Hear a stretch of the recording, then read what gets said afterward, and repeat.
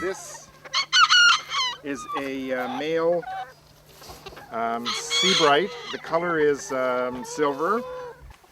Now you can see that this guy is clean leg.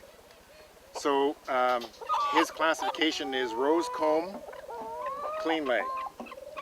And rose comb means that it's a natural comb, it's not altered in any way, and it's sort of bumpy on top, and then it has a little spike on the end. So, starting from the head, comb is an important consideration. The wattles are the two objects that hang down. The earlobes, and in this case they have sort of a purple tinge to them. The neck here with the neck feathering, back, tail structure, wing set, a young bird, male bird with very little spur development. This is the chest and keel bone. The vent is at the back, and that's where waste is eliminated from.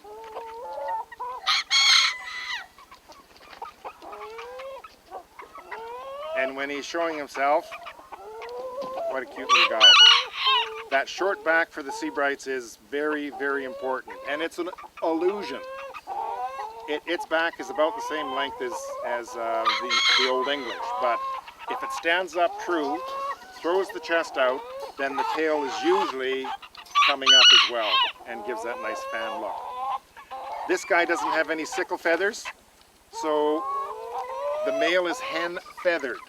In other words, there's no hackle in the neck, there are no sickle feathers in the tail, and that affects fertility, and they're not as fertile as the Old English, for example, that have the neck and saddle hackle and tail structure with the sickle feathers. Now ultimately the males and females are judged against one another, and I'll bring the female out. She hasn't had the experience in the show pen that the male has, and actually she lacks some of the qualities that the male has as well. The lacing on the feathers is not quite as distinct. She has quite a nice head, but when it comes to body type, she doesn't stand as well as the male does, and she doesn't appear to have the short back and high tail structure to the extent that the male does. So if they were judged together in a grouping, she would place lower than the male would, just because of those concerns or considerations. So, condition is important. There are 4 categories: cock, hen, meaning that they are mature birds over a year, and if they're under a year, the females are called pullets and the males are called cockerels.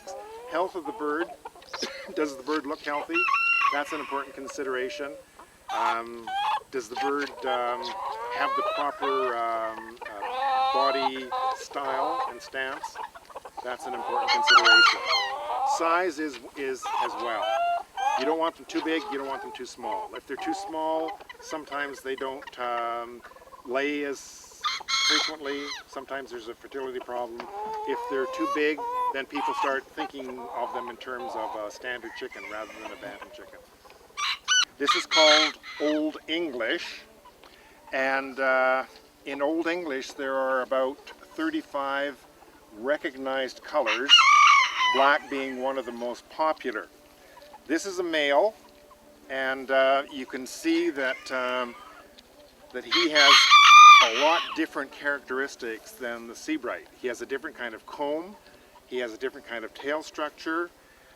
His wings, generally when the bird is standing, fairly relaxed. The wings would be up a little higher than the Seabright, so that the judge, when judging Old English, would be looking for very different kinds of things than when you're judging Seabright. This guy's in quite good feather. What the judge would be looking for in Old English is the state of health, the condition of the feather, the body type, and in this case, what we like to have is the head held fairly high, chest out, medium length of back, and then the tail structure should be about equal to the height of the head. You don't want the tail too high, you don't want the tail too low, and you want a nice full tail on the male. And then the two top feathers are called sickle feathers, and on the Old English male, you want to have two nice, well-defined sickle feathers that go beyond the rest of the tail and sort of curl over.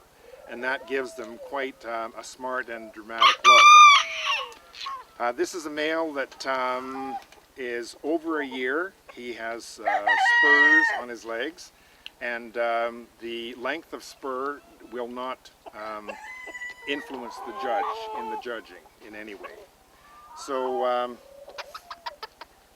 I guess one thing about this male is that if I was judging him, I would be looking at feathers and looking that he's gone through a molt and he doesn't have all of his wing feathers back in place. So that would be perhaps a mark off or a point off.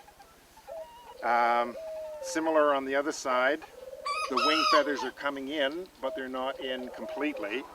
His tail structure looks good, so that's probably come back from a molt. I'm just spotting one female that catches my eye,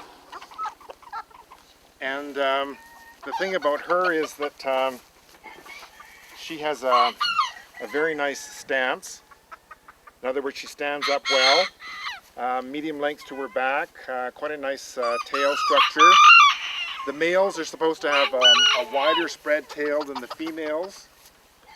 As you can see, the female is not quite as showy as the male. Her comb is left natural.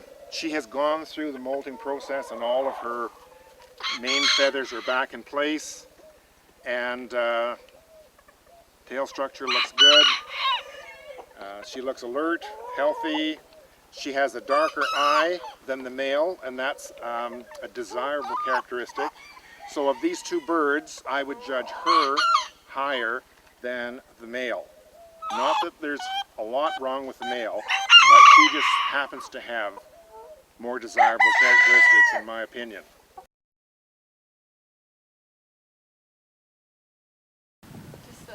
I think basically you're looking for the same kinds of things. Does the bird conform to the breed? Is the bird healthy? Is the bird in good condition? If it's been bred specifically to lay, does the bird appear to be well fed? Does it have good coloration in the face and so on? That's only going to enhance the number of eggs that female will lay in its lifetime. You would look for bone structure, size. You'd want to get your hands on the bird to feel, you know, does it feel as bulky and heavy as it looks? You certainly don't want a bird that can't support its body weight on its legs.